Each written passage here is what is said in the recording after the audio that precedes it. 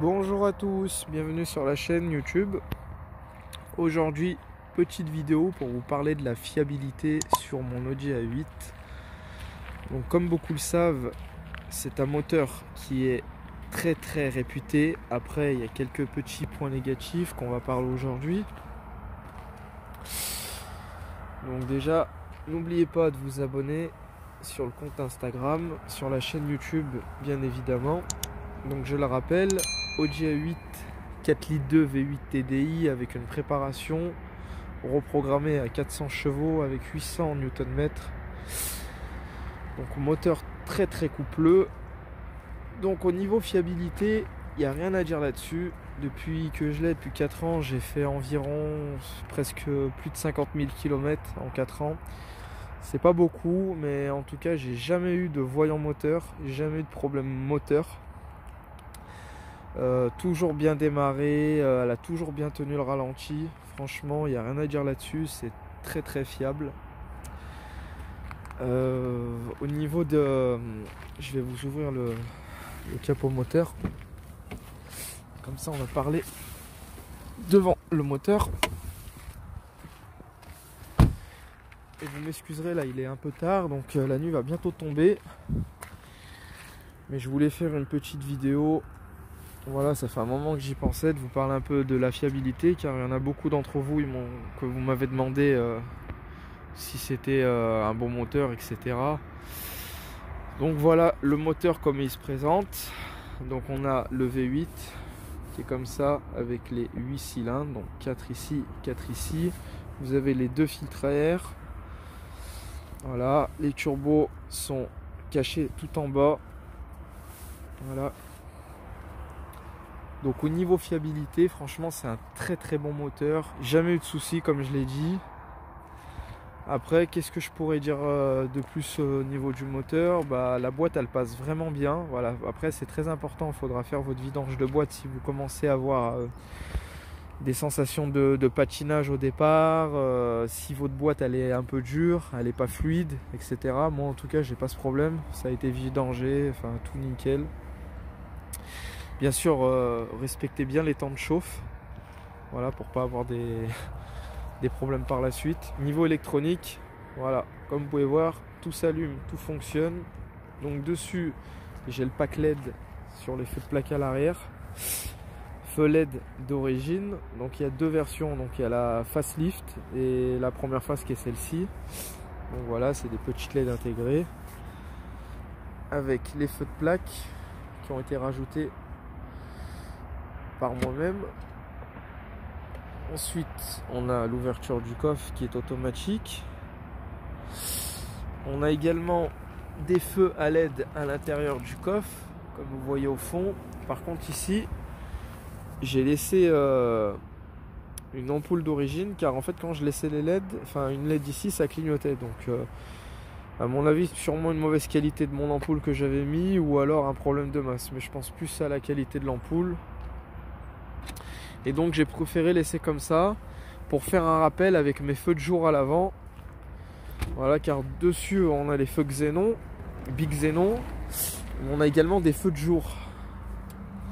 Donc voilà, comme vous voyez, il y a le xénon. Ici on a la petite veilleuse qui est à LED, juste ici. À côté on a les ampoules de jour. Et à côté on a les ampoules virage. Donc les ampoules de jour je les utilise jamais, elles sont jaunes.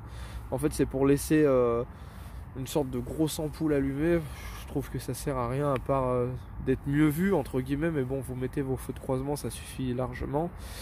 Et pour les feux de virage, en gros, à chaque fois que vous tournez, que ça soit à droite ou à gauche, et ben vous avez cette ampoule qui s'allume.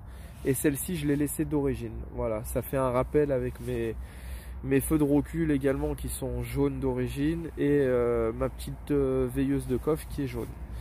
Voilà, ce que j'ai changé c'est simplement ma veilleuse à LED, et ici j'ai des ampoules également à LED pour les anti-brouillards. Voilà, donc niveau fiabilité électronique des feux, jamais de problème.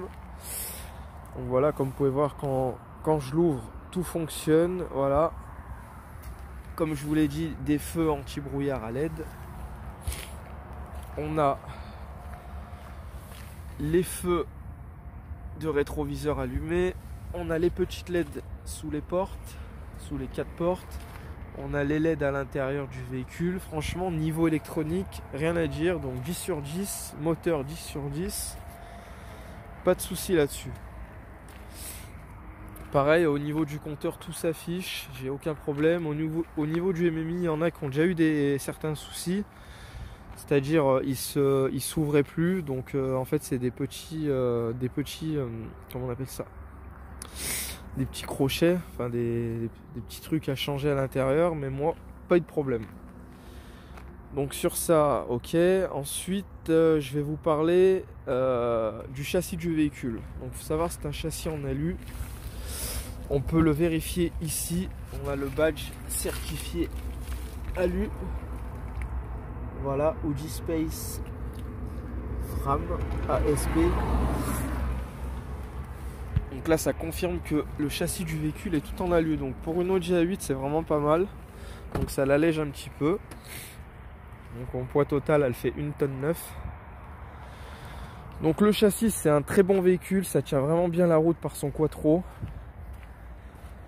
Voilà, après c'est pas une voiture pour aller faire le con dans des virages ou quoi. Mais franchement, j'ai déjà roulé sous la pluie, etc. Elle a jamais bougé. Même si elle bouge, elle est rattrapée par le quattro et le SP. Aucun souci à vous faire au niveau châssis.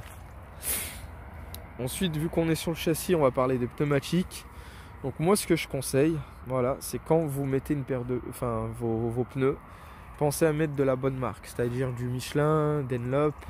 Voilà, vraiment des marques de pneus où on les utilise sur des circuits. Enfin, voilà. Après, ça, c'est mon avis perso parce que là, actuellement, j'ai changé mes pneus car ils étaient usés. J'ai mis des pneus un peu bas de gamme. En fait, mon problème, c'est que j'ai pas vraiment un problème de tenue de route, on va dire. C'est que j'ai un peu des vibrations, donc je pense que c'est la déformation des pneus.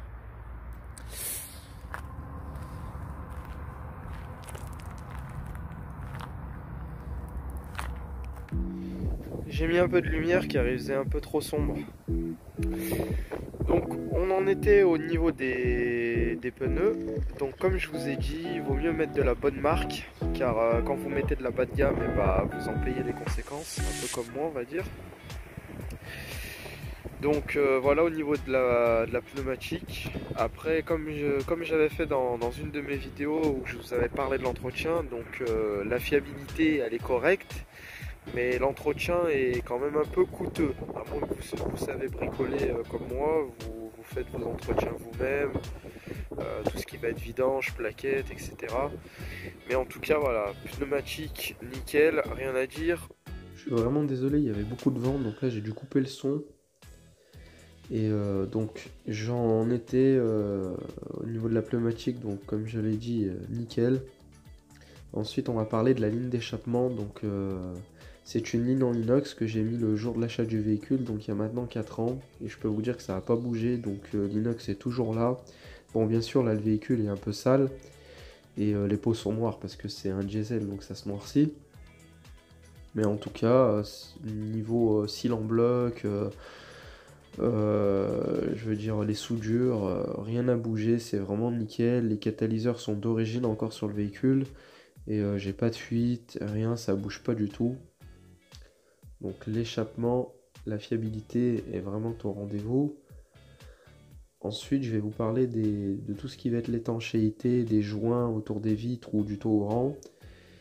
J'ai jamais eu de fuite au niveau des vitres. Par contre, au niveau du taux ouvrant, un jour je me suis aperçu que ça coulait au niveau du plafonnier. Et en fait, j'avais mes évacuateurs de taux ouvrant qui étaient bouchés. Donc j'ai fait une technique à l'ancienne. J'ai pris un câble de frein de vélo. Je l'ai inséré dans le petit trou et ça a tout débouché, donc nickel. Donc ça en fait c'est à force de laisser votre taux ouvrant ouvert l'été ou comme maintenant un peu levé.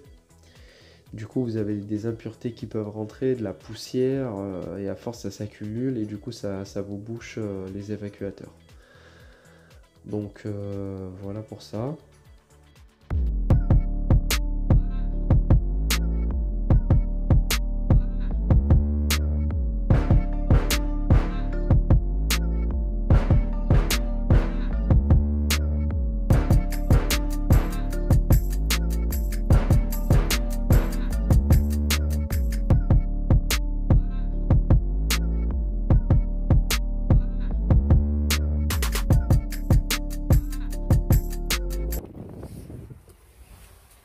Donc on appuie une fois ici, le pied sur le frein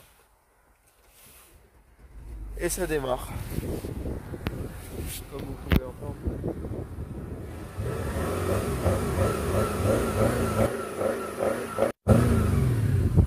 Bon V8. Et ben écoutez, je vous remercie pour avoir visionné cette jolie vidéo. Moi, je vais reprendre la route tranquillement au beau milieu de ce champ et je vous dis à très bientôt pour une nouvelle vidéo. Ciao ciao. I've been searching